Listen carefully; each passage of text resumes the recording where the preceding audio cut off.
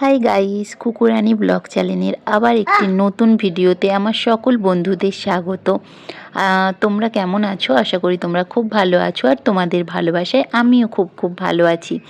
Actually শহরে এতটা পরিমাণ ব্যস্ত থাকি যে ব্যস্ততার কারণে ডেলি ভিডিওগুলো তোমাদের সাথে হয়তো রেগুলারভাবে শেয়ার করতে পারি না। তবে চলো, আজকে বাড়িতেই আছি, ডিউটির ছুটি আছে। তো তোমাদের দেখাই সারাদিনে আমি কি কাজকর্ম করি। তোমাদের সাথে গল্প করতে করতে অলরেডি কিন্তু আমার কাজ স্টার্ট করে দিয়েছি। দেখো, সকালবেলা উঠেই বাবুর নাস্তা, স্কুলে যাওয়ার জন্য টিফিন বানিয়ে দিলাম, ওর খাবারও বসিয়ে দিয়েছি। আর ওর পাপা কিন্তু আমাকে অনেকটাই কাজে হেল্প করে দেয়, মানে ওর ছোটো মোটো কাজগুলো করেই দেয়। তারপরে দেখো, ওকে খাবার খাওয়ানোর জন্য এত পরেশান হতে হয়, এত পরিমাণে বায়না করে, সে মানে কি বলবো, কত বোঝানোর পর হয়তো একটু খাবার খাওয়াতে পারি, হয়তো পুরো খাবারটা খায় না। কিন্তু সব বাচ্চাদেরই একই বায়না থাকে যে খাবার খাওয়ার সময় প্রচণ্ড পরিমাণে বায়না করে। আর এদিকে দেখো, স্কুল যাওয়ার জন্য একদম রেডি হয়ে যাচ্ছে, কারণ স্কুলের টাইম অলরেডি হয়ে গেছে। আর দেখো, আমাদের নিচের পুচকিটাও অলরেডি রেডি হয়ে চলে এসেছে। আর বাবু কিন্তু বায়না করছে, ও ব্যাগ নেবে না, ও পাপার সঙ্গে যাবে। 1 ঘন্টা মতো স্কুলে থাকে, কিন্তু তাতে মা এবং পাপা দুজনকেই যেতে হয়।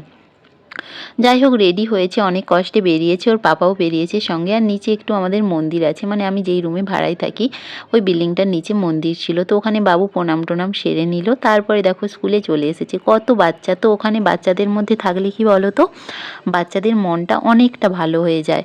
আর যাই হোক, আমরাও তিনজনে গল্প করে করে বাড়ি চলে আসলাম। বাড়ি এসে কিন্তু প্রচণ্ড পরিমাণে খিদে পেয়েছিল, তো ভাবলাম একটু খাবার খেয়ে নিই, তারপরে বাড়ির সমস্ত কাজকর্ম শুরু করে দিলাম। কারণ বাবু এখন নেই, সেই সময়টায় যতটা পারি সমস্ত কাজকর্ম গুছিয়ে রাখি।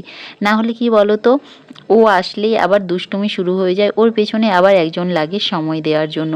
যাই হোক, জামা কাপড়গুলো স্নান করে রেখেছিলাম, তো সেগুলোই আমি রোদে শুকোতে দিয়ে দিচ্ছি।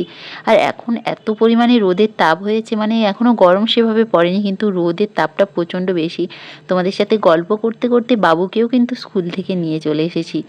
এসে আবার রান্নাবান্না বসিয়ে দিয়েছি। তোমাদের দাদাভাই এনেছিল ছোট্ট ছোট্ট মোরালা মাছ, তো তার সবজি বানিয়েছিলাম আর ভাত। তারপরে বাবুকে স্নান টান করিয়ে তো ওকে খাবার খেতে দিয়ে দিলাম।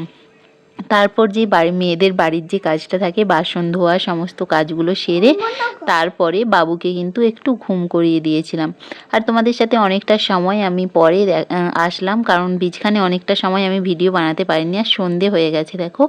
আর বাবু আর পুচকি খেলা করে নিচ্ছিল। আর কেমন লাগছে আমার এই ছোট্ট ভিডিওগুলো তোমরা অবশ্যই কিন্তু আমাকে কমেন্টে জানিও। যদি ভালো লাগে তাহলে অবশ্যই একটু ভালোবাসা দিয়ে দিও। বাই বাই সবাইকে।